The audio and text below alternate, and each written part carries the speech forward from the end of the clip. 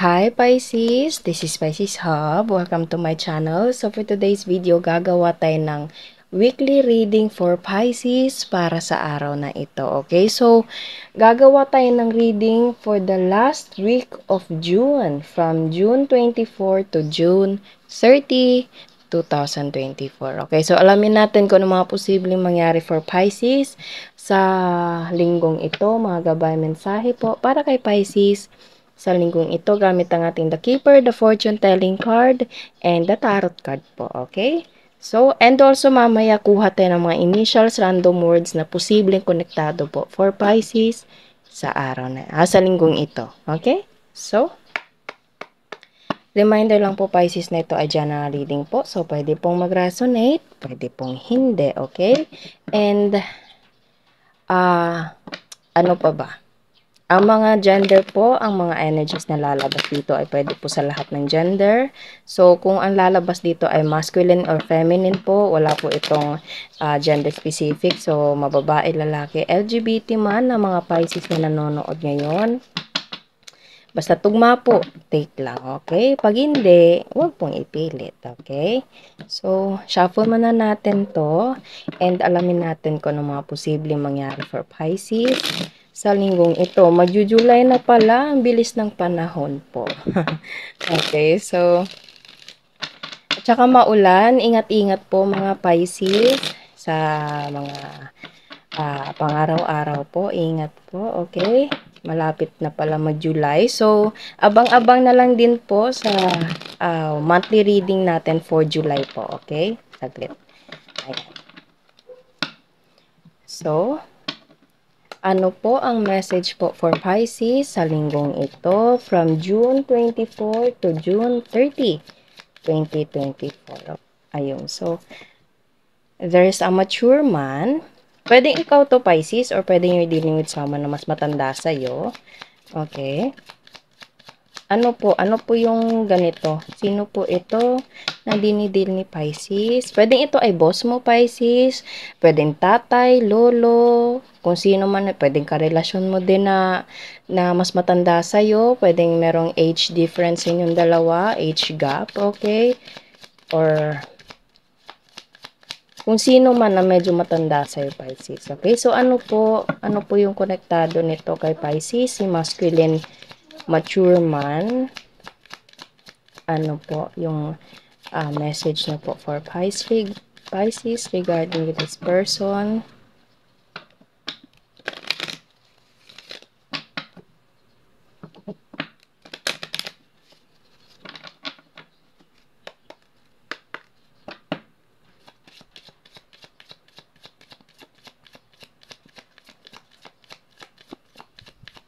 Ba't walang mag-flip? Okay, isa pa. Pag hindi na mag-flip Pisces, kuha tayo ng tarot cards, okay? So, ano po yung konektado for Pisces for this mature man right here?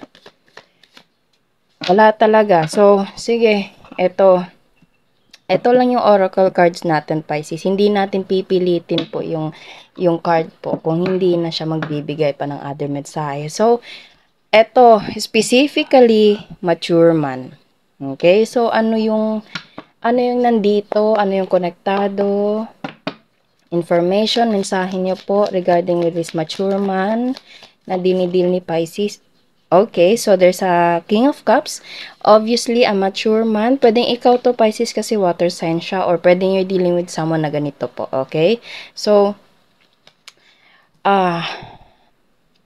obviously, there's a masculine energy right here.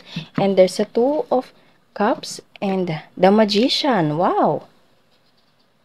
Okay, so pwedeng ito ay karelasyon mo, Pisces, or pwedeng kilala mo na to. Okay, pwedeng hindi naman karelasyon, ano, pero napakabait ng taong to, Pisces. Okay, napakabait niya. Kasi King of Cups kasi siya. So, ibig sabihin, more on emotional, more on something na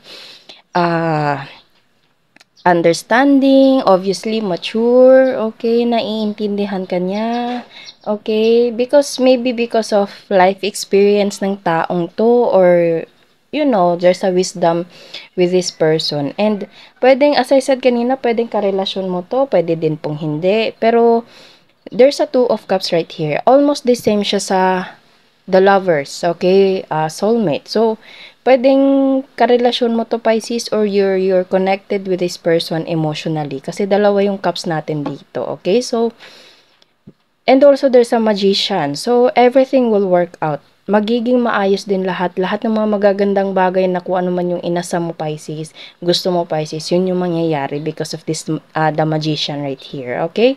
So, okay. Sige nga, ano pa?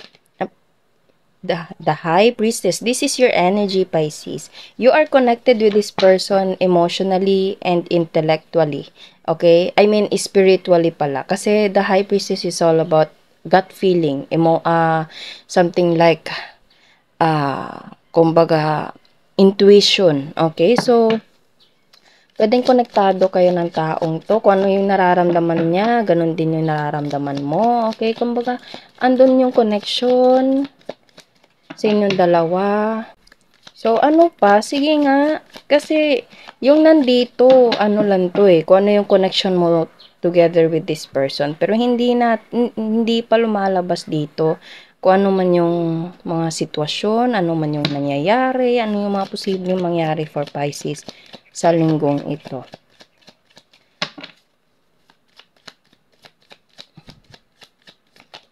Ayun. Oh, wow! 9 of Pentacles. You will feel so blessed to have this person, Pisces, or this person feels so lucky to have you.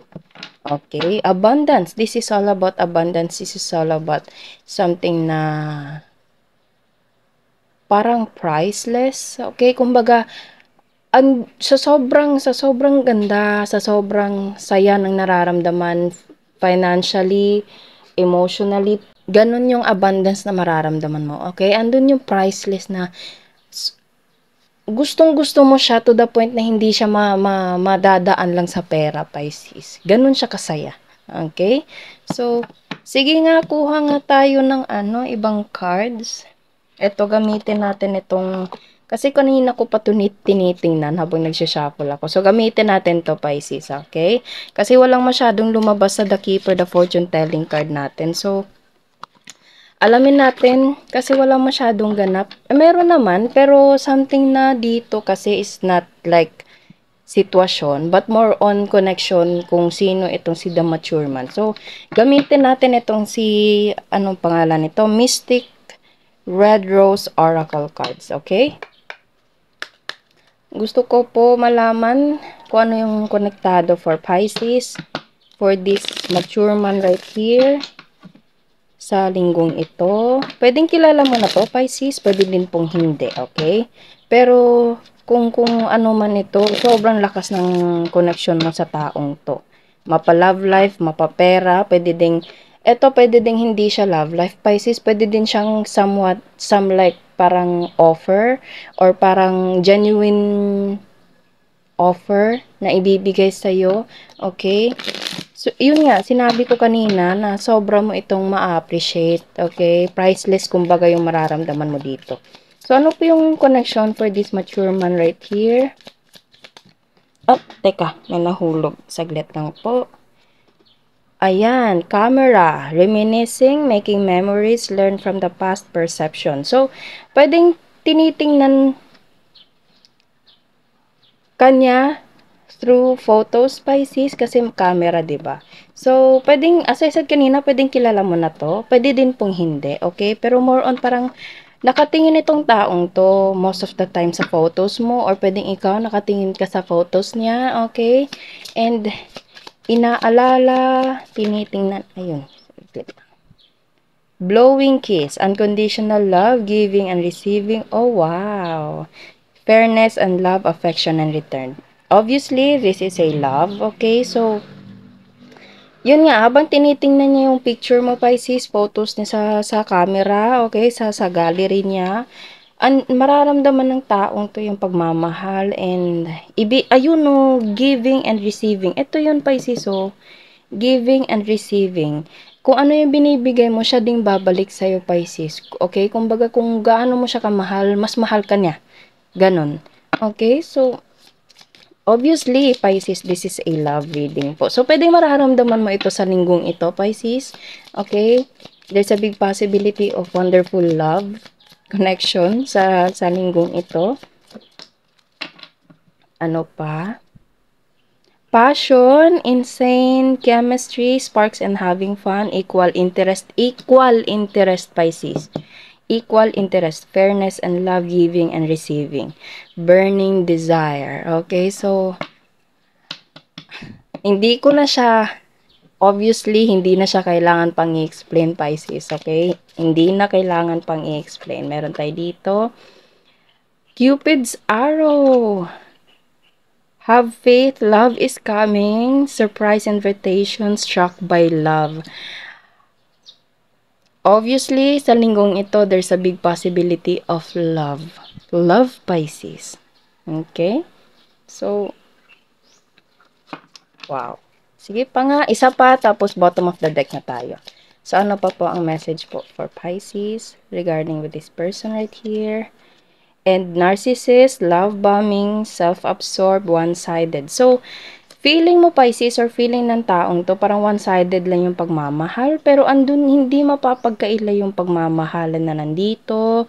Okay, pwedeng there's a self-sabotage right here. Okay, kumbaga, merong isa yung nag-overthink na, hala, baka hindi naman siguro ako mahal nito, parang ganun. Okay, so, feeling ko parang merong isa sa inyo, pwedeng siya, pwedeng ikaw, na parang hindi ka ganun nagtitiwala, okay? Feeling mo parang baka naglalaro lang tong taong to, ganito, ganyan, okay? Pero sobrang ganda, sobrang lakas ng love na nandito, Pisces. Kasi aside of this golden mirror right here, ito yung parang reflection na tinitingnan mo siya in a way na parang hindi mo tinitingnan yung bigger picture, Pisces. Feeling mo or feeling ng taong to, baka siya lang yung nagmamahal, baka one-sided lang to, or pwedeng ikaw, baka feel mo hindi ka talaga mahal ng taong to, pero andito lahat to. Andito lahat, Cupid's arrow, passion, blowing kiss, camera, Two of Cups, the Magician, Pisces, lalo na to, King of Cups, eto lahat, andito lahat, Pisces. Okay, so meron lang dito, pero you have to, ano lang, Pisces, siguro, mas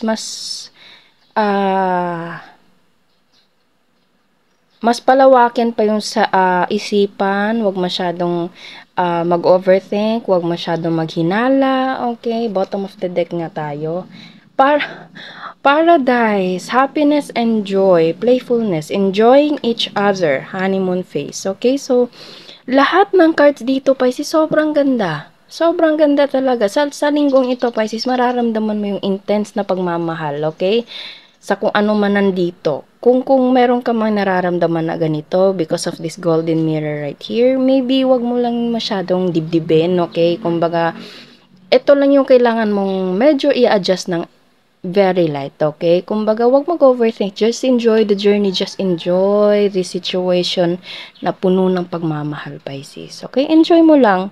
Kasi sobrang ganda talaga. Hindi mapapagkaila, Pisces, na andito yung pagmamahal, andito yung saya, andito yung priceless na feeling, genuine feeling ng pagmamahal, Pisces. Okay? Lalo na't meron tayo ditong passion and Cupid's arrow. Lahat na nandito together with this mature man right here.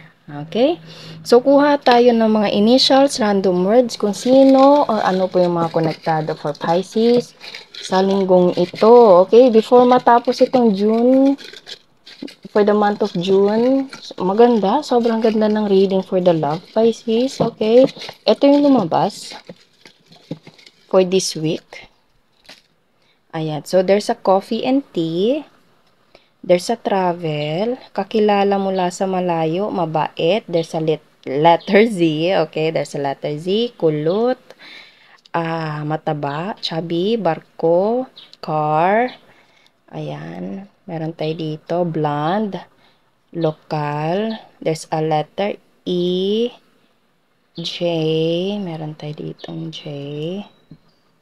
Ano pa? May dimple, tahimik. Older, yes. Older, Pisces. and kapatid, tapos ano pa? Anak. Okay, so yun po ang ating reading sa linggong ito. Naway nagustuhan niyo po, Pisces.